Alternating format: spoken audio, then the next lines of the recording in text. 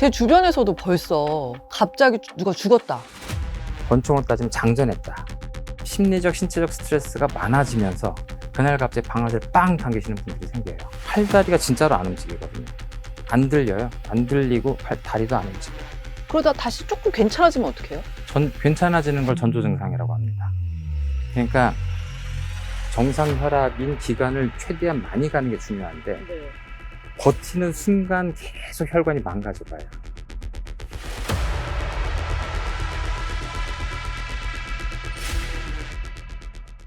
뉴스가 지식이 되는 순간 지식의 발견. 오늘은 국내 뇌졸중 분야에서 최고 권위자를 모셨습니다. 서울대병원 신경과 이승훈 교수님 모셨습니다. 어서 오십시오. 네, 안녕하십니까.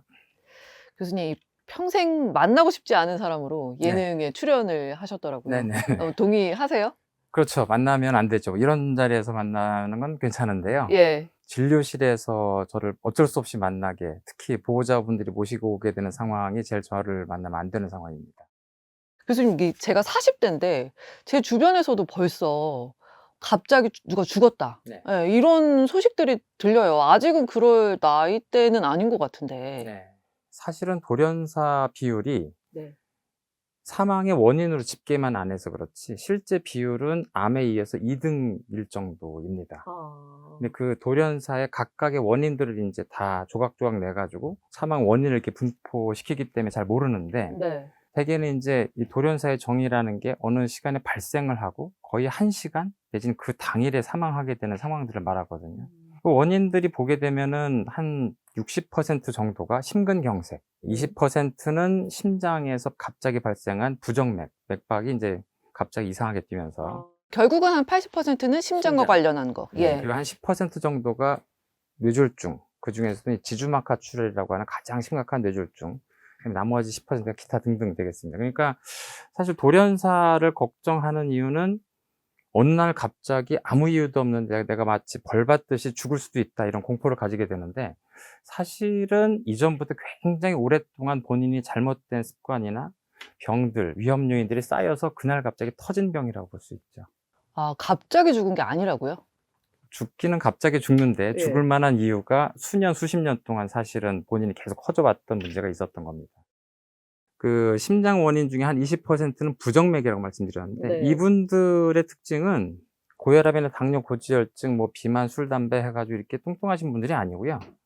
대개는 굉장히 건강을 신경 쓰고 대개는 운동을 과하게 하시는 분들에서 생깁니다. 그래서 젊은 나이에도 생겨요. 저희들이 아주 굉장히 몸을 혹사하는 대표적인 경우가 이제 마라톤 뛰다가 급사하시는 경우. 그런 것들을 저희 흔하게 얘기를 하는데 네. 심혈관계가 견딜 수 없을 정도로 굉장히 극한까지 몰고 가서 이제 결국엔 부정맥이 발생해서 돌아가시는 경우들이죠. 사실 40대, 50대의 급사의 상당 부분은 본인들이 건강 관리를 안 했다라는 부분도 있지만 일부 환자들은 너무 신경 쓰는 바람에 몸이 감당할 수 있는 수준을 넘어서서 갑자기 급사하시는 분들도 있습니다. 운동도 해도 적당히 해야겠군요. 예. 사실 젊은 나이 때부터 그걸 잘 관리해서 하신 분들은 그래도 괜찮은데 네. 우리나라의 가장 큰 문제가 30대 비만이었다가 40대 운동들을 대부분 시작하니까 심혈관계들이 이제 어느 정도 늙은 다음에 시작을 하니까 네. 본인의 한계를 잘 모르고 또 운동하면 또 이제 러너스 하이라고 해서 도파민 중독이 되고 하면서 점점 더 강한 운동을 추구하다 그런 일이 생길 수가 있죠. 아, 건강하려다가 오히려 이렇게 그런 극단적인 케이스를 맞게 되는 네. 거네요. 교수님 말씀을 종합해 보면 급사도 막을 수가 있다. 네, 거의 막을 수가 있습니다. 최근에 그 유튜버 대도서관의 네네. 사망 원인이 지주막하 출혈이라고 네네. 기사가 났고요. 그 전에 생각해 보면 배우 강수연 씨도 지주막하 네. 출혈로 사망한 거로 추정된다. 네, 추정하고 있죠. 네. 이 지주막하 출혈 뭡니까 이거? 이 뇌졸중이라고 하는 거는 뇌가 갑자기 다쳤다는 뜻이거든요. 근데 뇌가 갑자기 다치는 경우는 사실은 뇌세포가 갑자기 일을 안 하겠다 이럴 수는 없으니까 혈관이 문제가 됩니다. 혈관으로 혈액이 갑자기 안 가든지 터져버리든지. 그래서 안 가는 거를 뇌경색이라고 부르고 네. 터지는 걸 뇌출혈이라고 하는데 뇌출혈 중에서 머리 안에 들어가는 조직에 들어간 작은 실핏줄이 터지는 거를 뇌실질 출혈. 뇌 바깥에 큰 고속도로 같은 큰 혈관이 터지는 걸 지주막하 출혈이라고 합니다. 우리 몸에서 가장 약한 장기인 뇌에서 가장 큰 혈관이 파열되기 때문에 그래서 치명률이 굉장히 높습니다. 발생하고 사망하시는 경우도 많고 병원에 와서 사망하시는 경우도 많고 해서 전체 사망률이 40에서 한 50% 되거든요. 거기에 해당되셨던 분들이죠. 근데 평소에 그 디주마카 출혈이 일으키기까지 네. 뭐가 어떤 뭐 전조 증상이라든가 네. 좀 있지 않았을까요? 굉장히 드물고요. 그러니까 일부 환자들한테서 혈액이 좀 새나가면서 평상시하고 다른 두통을 느끼시는 분들이 경고성 두통이라고 해서 드물게 있습니다. 근데 그 두통이 평상시 만성 두통인지 경고성 두통인지 구별하기 힘들어서 대개는 그걸 구별하지 못한다고 생각을 하고 있고요. 그래서 사실은 대부분 어느 날 갑자기 생기는 게 대부분입니다. 미리 어떻게 좀 알 수 없습니까? 뭐 어떤 검사를 통해서? 예, 보는 방법밖에 없어요. 그러니까 이제 지주막하 출혈이 되기 전에 85% 정도는 혈관에 동맥류, 동맥꽐이라고 하는 이렇게 부풀어 오는 부분이 파열돼서 생기거든요. 네. 파열되기 전까지는 우리가 전혀 몰라요. 뇌에 어떤 증상을 느끼려면 뇌 기능이 떨어져야 되는데 혈액은 원활하게 공급되기 때문에 알 방법이 없습니다. 이런 것들이 부풀어 오른다고 해서. 그런데 어느 날 갑자기 파열되니까 심각한 혈액 홍수가 벌어지면서 이제 죽는 거거든요. 그래서 뇌 동맥류를 발견하는 방법밖에 없어요. 어떻게? 그게 과거에는 없었는데 예. 지금은 이제 MRA라고 그 MRI 중에 혈관을 찍는 MRI가 있는데 MRA를 찍으면 굉장히 정밀하게 발견이 됩니다. 몇 년마다 한 번씩 뇌 MRA를 찍어봐라 뭐 요런 게 좀 있을까요? 그렇지는 않고요. 사실 이게 비용이 많이 들기 때문에 전 세계적으로 이제 MRA를 어떻게 찍어야 된다는 가이드라인은 없어요. 우리나라는 40대나 50대 넘어가시면서 한 번쯤은 일본 여행 한 번 안 가시고 찍어보시는 게 좋지 않을까라고 그렇게 생각합니다. 찍게 되면 만약에 나한테 뇌 동맥류가 있는 걸 발견할 수가 있다. 네. 그리고 뇌 동맥류가 만약에 있는 게 발견됐다 하면 발견됐다 하면 이제 그 사이즈와 모양에 따라서 이걸 처치를 미리 할지 아니면 그냥 둬도 될지는 이제 의학적 판단을 하게 됩니다. 없으면 제일 좋은 거고요. 발견될 확률이 일반인에게서 1%이기 때문에 나이가 들면서 점점 높아지거든요. 그러니까 한번 40, 50대 한번 찍어보셔서 없다. 그럼 아주 안심을 하시면 좋고 조그만 게 발견됐다. 그럼 이제 상황에 따라서 의사의 이제 뭐 지도하에 따라서 한 2, 3년에 한 번씩 찍든지 나중에 봤더니 전혀 증가하지 않고 괜찮은 거였다라고 하면 나중엔 잊어버리셔도 됩니다. 뇌 동맥류를 그러니까 갖고 사는 사람은 언제 터질지 모르는 거예요, 그러니까? 모든 게 그런 게 아니고 사이즈가 보통 4mm를 넘어가거나 네. 위험한 부위에 있든지 아니면 모양이 이상하게 생겼든지 하게 되면 파열 가능성이 높다고 해서 미리 처치를 하게 돼요. 그러면 그 유튜버 대도서관 같은 경우는 있었을 겁니다. 뇌 동맥류가 있었을 거다. 네네. 강수현 씨도 마찬가지고요. 네.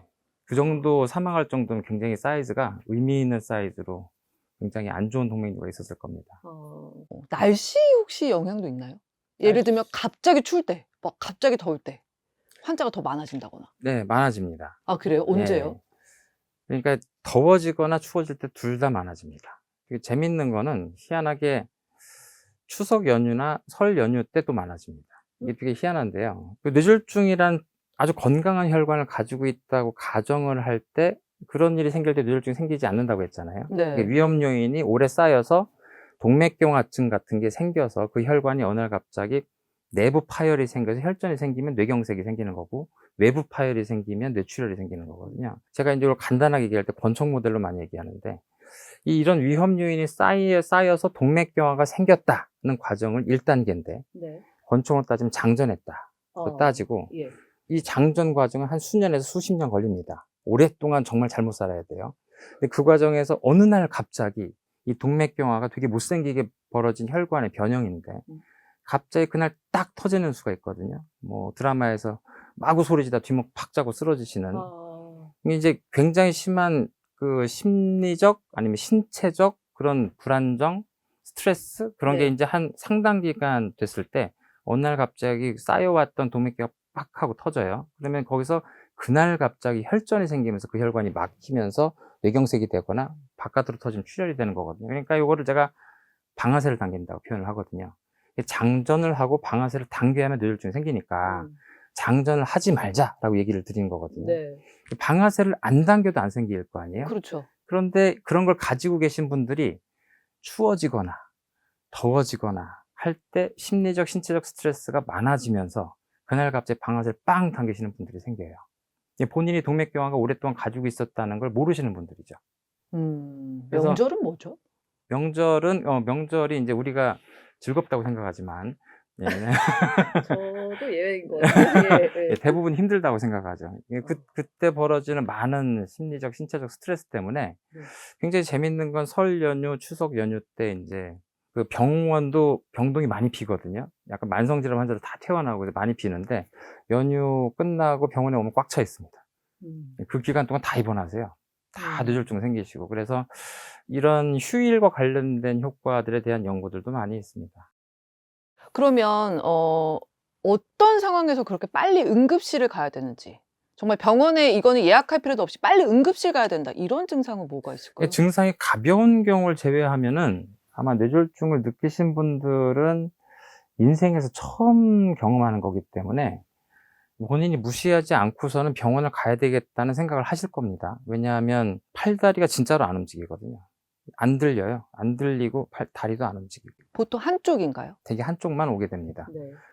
굉장히 본인이 굉장히 놀랄 정도로 한쪽이 전혀 안 움직이거나 아니면 한쪽만 전혀 감각이 없거나 그리고 갑자기 이상한 소리를 하든지 말을 아예 못 하든지 멍한 상태가 돼 있다든지 아니면 너무너무 어지러워서 정신이 없다든지 본인이 말을 하는데 너무 어눌한 소리가 나온다든지 하는 상황이 갑자기 생겨요. 그러니까 방금 이렇게 얘기를 하고 있다가 식탁에서 얘기를 하다가 갑자기 그렇게 생기거든요. 그러다 다시 조금 괜찮아지면 어떡해요? 괜찮아지는 걸 전조 증상이라고 합니다. 그러니까 뇌졸중 증상이 생겼다가 그 아이 혈전 때문에 콱 막혔는데 너무 운 좋게 부서지면서 열리는 바람에 증상이 생겼다가 풀리면 네. 뇌졸중에 또 생길 수 있다고 해서 전조 증상, 뭐 미니 뇌졸중, 정확하게 이제 TIA라고 해서 일과성 허혈 발작, 이게 의학적 용어고요. 그게 생길 수 있는데 사실 전조 증상은 굉장히 운이 좋은 경우고 이미 동맥경화, 파열된 동맥경화를 가지고 있는 거기 때문에 언제든지 또 혈전이 막힐 수 있어서 좋은 게 아니고 이제 더 이상 이번이 막히지 않게 하기 위한 시술이나 처치를 반드시 해야 됩니다. 그래서 전조 증상과 뇌졸중 증상은 다른 증상이 아니에요. 네. 되게 일반적으로는 제가 오랫동안 두통이 있습니다. 뭐 제가 뭐 입꼬리가 처져요. 뭐 여러 가지 증상들을 얘기하면서 저 뇌졸중 아니에요. 이렇게 얘기하는데 어지럽거나 이러면 그렇게 얘기하는데 그런 증상들은 아니고요. 뇌졸중 증상이 갑자기 생겼다가 15분 이내 갑자기 없어지면 이게 전조 증상이고요. 이게 계속 가면 그냥 뇌졸중이 됩니다. 그러니까 그때라도 조금 좋아져도 당연히 응급실을 가야 되는. 예, 좋아지면 좀 그렇게 생각할 수 있잖아요. 미안하다, 뭐 민폐다, 나 정상인데. 무조건 가야 됩니다. 48시간 이내 한 절반 정도에서 확실한 뇌경색이 다시 오게 되거든요. 무조건 응급실. 응급실입니다. 예. 가족력 영향이 가장 클까요? 이 뇌졸중. 그러니까 가족력이 없는 병은 없습니다. 모든 병은 그 가족들이 좀 더 많이 생기는 뭐 암이라든지 뇌졸중, 심근경색 등이 있죠. 근데 제가 조금 교육적으로 말씀드리는 건 뇌졸중은 가족력이 없다고 생각해라. 네. 없다고 생각해라. 왜냐하면 합병증이거든요. 그러니까 뇌졸중은 아무 일도 없던 사람이 암이 생기는 것처럼 갑자기 뇌졸중이 생기는 게 아니고 반드시 위험 요인이라는 과정을 거쳐서 생깁니다. 그 위험 요인을 고혈압, 당뇨, 고지혈증, 술, 담배, 비만, 심방세동 뭐 여기까지 알아두시면 한 7개 알아두시면 좋은데 네. 이 문제를 수년에서 한 수십 년이 오랫동안 진행된 다음에 이게 심장이나 혈관계에 변형이 와서 그러고 나서 어느 날 갑자기 사건이 터져야 뇌졸중이 되거든요.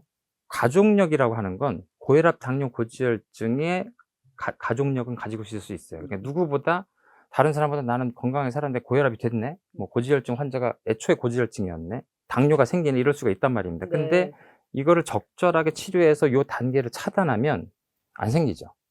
그러니까 뇌졸중에 가족력이 있는 게 아니라 위험 요인의 가족력은 있습니다. 그러니까 이게 이제 가족력이 있으신 분들은 다른 사람보다 고혈압, 당뇨, 고지혈증이 일찍 발생하는지 잘 조절이 안 되는지를 일찌감치 보기만 하면 그 과정을 차단하게 되니까 뇌졸중이라는 걸 안 생기게 만들 수가 있는 거죠. 근데 제가 지금 놀라운 게 그 고혈압, 당뇨, 고지혈증, 네. 그다음에 술, 담배를 따로따로 말씀을 하신 거죠? 네네네. 술과 담배 한 묶음도 아니고요? 네네. 각각 중요하죠. 그러니까 굉장히 중요하죠. 예. 인제 술 마시는 사람, 흡연하는 사람이 고혈압, 당뇨, 고지혈증 있는 사람과 같은 위험 요인, 비슷한 수준의 위험 요인을 갖고 있다? 거의 비슷하다고 봅니다. 그러니까 사실 뭐 의학적으로는 조금씩 다른데 각자 동맥경화라는 중간 단계를 일으키는 데 아주 결정적인 영향들을 미치거든요. 그래서 전반적으로 보기에는 다 비슷하게 영향을 준다라고 판단을 하고 있습니다. 그런데 내가 술을 마시는 사람이야. 내가 담배를 피는 사람이야. 네. 1년에 한 번씩 건강검진도 해. 네. 그리고 심지어 고혈압, 당뇨, 고지혈증도 없어. 네. 그럼 괜찮은 거 아닌가요? 괜찮을 가능성은 높죠. 네. 근데 이제 그 현미경적으로 변하는 그런 것까지 다 확인할 수 있는 게 아니고, 또 우리 몸이라는 게 뭐 암도 좀 그렇지만 이렇게 나빠지는 게 아니고요. 이렇게 나빠집니다. 그러니까 우리가 한 40대까지는 그래도 내가 건강하다라고 느끼다가, 사실 우리가 술, 담배 굉장히 열심히 하고 마음대로 살아도 한 40대까지는 어지간한 건강검진에서 정상으로 나와요. 우리 몸이 다 어떻게 보면 건강 수명이 40대까지는 받쳐주고 있는 것처럼.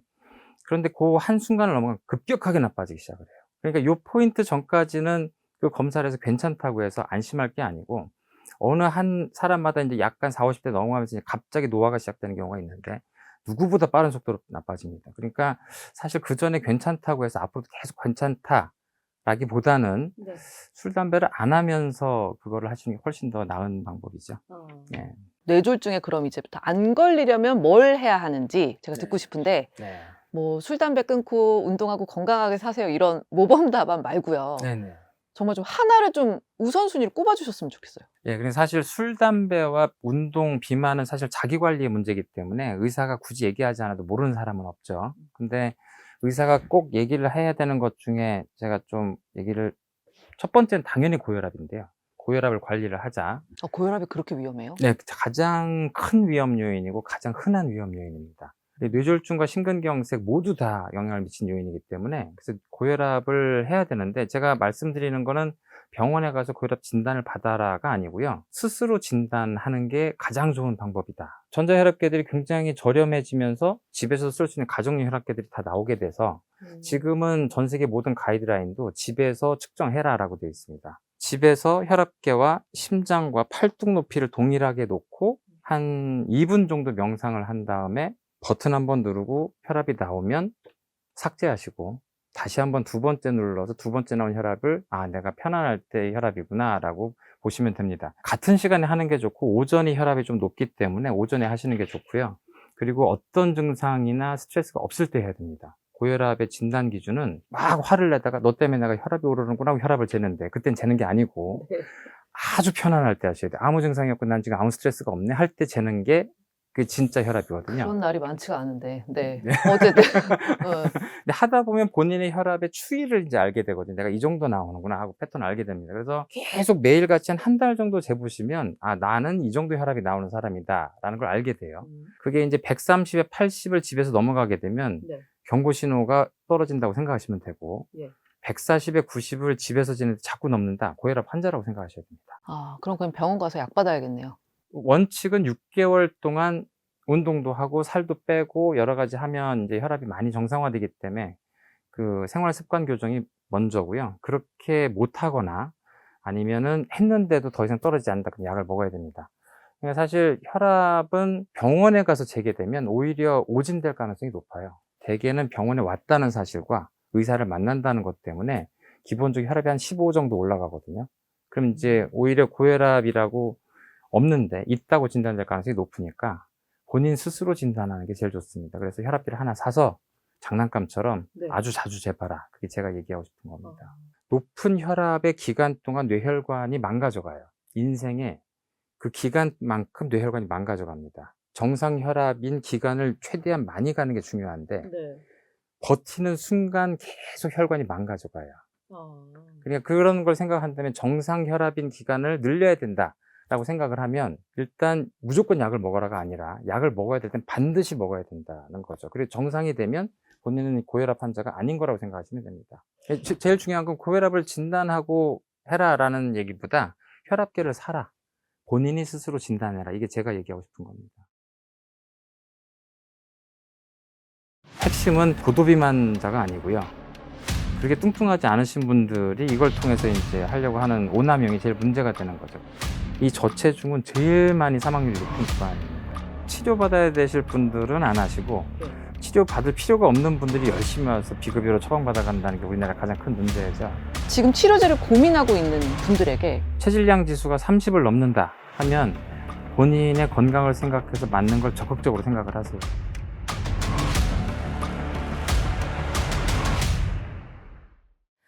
네, 지식의 발견 오늘은 서울대병원 신경과 이승훈 교수님과 함께 하고 있습니다.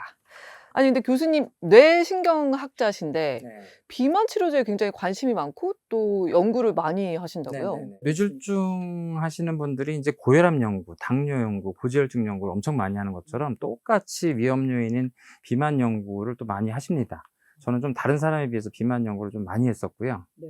예전에 이제 비만 역설이 이제 한바탕 크게 전 세계적인 충격을 준 적이 있어서 그거 할 때 뇌졸중에도 이제 비만의 영향과 역설에 대해서 연구를 많이 한 이후로 약에 대해서도 굉장히 관심을 많이 가지게 됐죠. 먹는 위고비는 출시된다라는 기사가 나올 때부터 굉장히 네. 화제였어요. 이게 사실 주사보다는 정말 먹으면 네. 이게 부담이 훨씬 덜한데 언제 우리는 이 먹는 위고비를 볼 수 있는 건가요? 지금 워낙 이런 그 외자사들이 우리나라에서 비만 치료 시장을 주목하고 있기 때문에 곧 들어올 거라고 생각을 합니다. 네. 들어오는데 그 약효에 대해서 너무 과신하실 필요는 없다고 생각되는 게요. 기본적으로 이 약들은 호르몬이라고 했잖아요. 호르몬의 기본적인 이 몸체는 펩타이드라는 겁니다. 그러니까 아미노산이 뭉쳐져서 펩타이드가 되고 더 커지면 단백질이 되는데 우리 몸에서는 이 단백질을 반드시 합성을 해요. 우리가 고기를 먹으면 단백질을 많이 먹으면 단백질을 흡수하는 게 아니라 완전히 분해한 다음에 아미노산을 흡수해요. 네. 그러니까 먹는 펩타이드 약을 만든다는 건 한 번도 성공한 적이 없는 거죠. 반드시 우리가 주사제로만 줘야 먹게 되면 다 소화해버려 가지고 아미노산으로 다 분해돼서 들어가니까 약효가 전혀 없게 되니까 네. 같은 성분을 어떻게든 먹는 약으로 만들겠다는 노보 노디스크의 이제 굉장히 중요한 그런 어떻게 보면 의학적인 혁신이 있었던 거죠. 이제 실제 얼마나 흡수가 되냐 하면은 뭐 스낵이라고 하는 그런 리간드 뭐 이걸 붙여가지고 이 펩타이드가 소화되지 않고 위를 통해서 흡수되는 비율을 늘렸습니다. 근데 몇 퍼센트냐면 보통 이제 0.4에서 1% 들어가요. 그러니까 약을 한 100개 주면 운 좋게 하나쯤 들어갑니다. 펩타이드임에도 불구하고 이제 그 두꺼운 게 위벽을 통과할 수 있게 만드는 거죠. 근데 살아남는 게 1%라도 효과가 있게 하기 위해서 100을 넣었다. 그렇습니다. 그러니까 99는 버리는 거죠. 그러니까 이제 이게 그럼 무슨 뜻이냐? 주사제로 줄 때 1만 줘도 되는 걸 먹는 약으로 줄 땐 거의 100을 준다는 거고 제가 산술적으로 계산을 해보니까 73배쯤 줍니다. 먹는 약으로. 그러니까 사실 이게 혁신은 맞는데 효율이 아주 좋은 혁신은 아니에요. 그리고 이제 먹는 약의 약효 임상시험 결과를 보면 한 싹센다보다 약간 나은 수준 정도 됩니다. 이게 사실 매일 약을 먹어야 되고 약값은 또 굉장히 비싸고 뭐 여러 가지 문제가 있기 때문에 사실 먹는 약이 좀 편리하다고 해서 굉장히 기대한다고. 근데 왜 기대하시죠? 비만하지 않으신데. 사람들이 기대를 한다. 네, 주변 사람들이 기대를 한다. 예. 그래서 이제 실제 먹는 약에 대해서 뭐 훨씬 낫긴 하지만 어떻게 보면 조금 더 발전될 여지가 있는 약이라고 좀 볼 수가 있겠습니다. 1월 5일 날 드디어 처음 뭐 출시됐다고 하는 걸로 봐서 미국도 아직 거기에 대한 반응을 좀 봐야 되는 상황이고 국내는 아마 올해 말이나 내년쯤 상황 봐가지고 들어오지 않을까 그렇게 생각이 듭니다. 먹는 마운자로도 당연히 나오겠죠? 마운자를 먹는 게 아니라 아예 새로운 약이 나오게 됩니다. 그러니까 먹는 위고비를 뛰어넘는 어떤 이름의 약이 또 나온다는 거죠? 네, 그게 성분명이 이제 올포글리프론이라는 약이고요. 임상시험은 성공했고 FDA는 지금 현재 승인 심사 중이고 뭐 그런 상황입니다. 비만이 아닌 사람들 있잖아요. 그러니까 BMI 상으로도 정상인데 제 주변에도 많이 있거든요. 그런데도 이제 비만 치료제 위고비 마운자로를 쓰는 사람들, 비만인 사람들이 쓰는 것과 이 사람들이 쓰는 것 부작용이 더 큰가요? 우리나라에서 이런 싹센다, 위고비, 마운자로 열풍이 부는 핵심은 고도비만자가 아니고요. 어떻게 보면은 그렇게 뚱뚱하지 않으신 분들이 이걸 통해서 이제 하려고 하는 오남용이 제일 문제가 되는 거죠. 이분들한테 부작용도 똑같은 비율로 생겨요. 그러니까 이득은 되게 적죠. 왜냐면 빼려고 하는 체중도 굉장히 적은 편인데 부작용은 똑같이 느껴지게 되고 또 중추신경계 부작용도 생길 수 있고 그다음에 또 췌장염, 당남염도 생길 수 있으니까 부작용을 생각해서 이렇게 오남용을 하시는 건 정말 좋지 않을 것 같습니다. 사실 의사들이 또 처방을 해주잖아요. 네, 그렇죠. 우리나라는 아무래도 이게 저수가 때문에 그 클리닉에서 과잉 치료는 우리나라 전체의 문제가 됩니다, 사실. 보통 그런 케이스는 이제 보통 여자들이 많고 네. 남자들은 오히려 BMI가 27이 넘고 이런 사람도 네. 아무것도 안 하는 사람들도 그렇죠. 많잖아요. 정작 치료받아야 되실 분들은 안 하시고 네. 치료받을 필요가 없는 분들이 열심히 와서 비급여로 처방받아 간다는 게 우리나라 가장 큰 문제죠. 그런 사람들은 예를 들면은 비만인데 아무것도 안 하고 뺄 생각도 안 하면 네. 주사라도 맞아야 됩니까? 아닙니다. 그 비만의 가장 중요한 건 본인이 인제 체중 감량을 하겠다는 의지가 제일 중요하고요. 그게 없는 상태에서 주사를 맞게 되면 약을 이기시는 분들도 많이 있습니다. 이 위고비나 마운자로가 똑같이 먹었는데 살이 빠진 약이 아니고 덜 먹게 만들어 버리거든요. 음식을 무조건 덜 먹게 돼요. 그냥 안 먹어도 하루 종일 괜찮다는 느낌을, 하루 종일 배부르네라는 느낌을 주기 때문에 본인이 인제 먹는 거를 의지가 있는 상황에서 영양분만 잘 먹으려고 노력을 하게 되면 살이 무조건 빠질 수밖에 없다는 거죠. 네. 그런데 먹어요. 왜 우리가 배를 채우기 위한 목적도 네. 있지만 먹을 네. 때 뭐 씹고 싶어서 먹을 때도 있고 네, 그러니까요. 예, 그 시간이 또 좋을 때도 있고 이렇잖아요. 그 감량의 의지가 없는 분들은 이런 주사를 맞아도 열심히 드셔서 체중 감량이 전혀 안 되시는 분들도 많이 있어요. 제일 중요한 건 본인이 이 비만 때문에 내 심혈관, 뇌졸중, 뇌혈관에 굉장히 심각한 문제가 있다는 걸 인식을 하고 본인이 다른 사람보다 급사를 하거나 장애자가 될 수 있다는 그런 얘기를 본인이 완전히 체감한 이후에 빼겠다는 생각으로 빼셔야 의미가 있지, 뭐 주변 사람들이 "이거 좋다니까 한번 해 봐라."는 식으로 하는 건 별로 좋지 않은 상황입니다. 그러면 지금 치료제를 고민하고 있는 분들에게 교수님께서 좀 일침을 한번. 지금 나와 있는 원칙대로 하시면 됩니다. 체질량 지수가 30을 넘는다 하면 본인의 건강을 생각해서 맞는 걸 적극적으로 생각을 하세요. 그리고 27을 넘으면서 본인이 고혈압, 당뇨, 고지혈증 중에 한 가지라도 가지고 있다, 그러면 맞아서라도 어떻게든 한 10% 정도의 감량을 하겠다고 생각을 하시고, 둘 다 관련이 없는 20-30대 여성분들은 특히 우리나라 여성분들의 저체중이 더 문제가 되지 비만이 문제되는 분들이 그렇게 흔하지 않기 때문에 신경을 안 쓰시는 게 좋을 것 같습니다. 저체중이 근데 왜 문제까지. 정상 체중이 제일 좋은 거지 저체중이 좋은 건 절대 아니죠. 이게 되게 재밌는 거는 이 체질량 지수를 처음 만들던 1970년대 때는 정상 체중인 사람이 제일 오래 살아서 요 구간을 정상으로 하자 그렇게 했어요. 지금은 과체중과 비만 1도가 제일 오래 삽니다. 그래서 이게 세상이 좀 바뀌어 있는 상황인데, 이거를 약간 과체중인 게 좋다라고 가이드라인을 바꾸기가 되게 힘든 상황이에요. 왜냐하면 비만을 이렇게 유도할 수가 있기 때문에. 네. 근데 그거에 비해서 우리나라 여성분들은 정상도 아니고 체질량 지수가 저체중인 분들이 많은데, 이 저체중은 제일 많이 사망률이 높은 구간입니다. 실제로 그래서 젊은 나이 때부터 꾸준히 이렇게 저체중이신 분들이 사망률이 굉장히 문제가 되기 때문에 미용이나 이런 것들 때문에 우리나라에서 체중 관련된 부분이 좀 과장되게 알려져 있다고 볼 수 있죠. 그러니까 비만이라고 뭐라고 하지 저체중이라고 뭐라고 하는 사회는 아니니까 우리 사회 분위기가요 또. 네네. 그건 이제 겉으로 얘기하는 거고 의학적으로 많이 경고를 하고 있어요.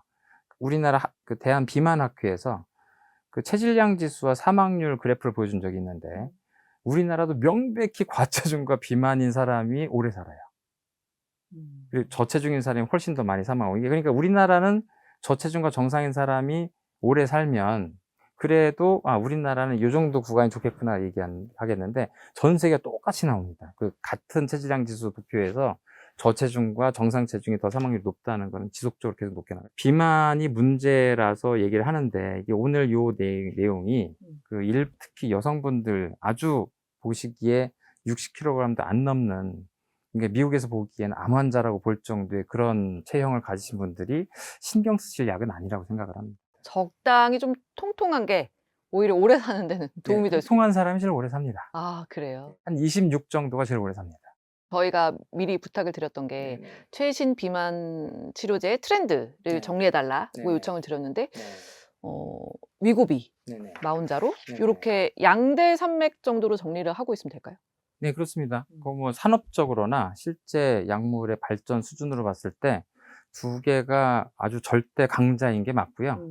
그래서 위고비와 마운자로를 여태까지 나온 비만약 중에서 그 사람한테 부작용 측면이나 약효 면에서 가장 우수한 편이다. 그래서 실제 이 약은 보통 우리가 아주 딱 잘라서 얘기할 수는 없는데 1년 남짓 처방을 했을 때 과거 싹센다는 한 8% 정도의 체중 감량 효과가 있습니다. 8%.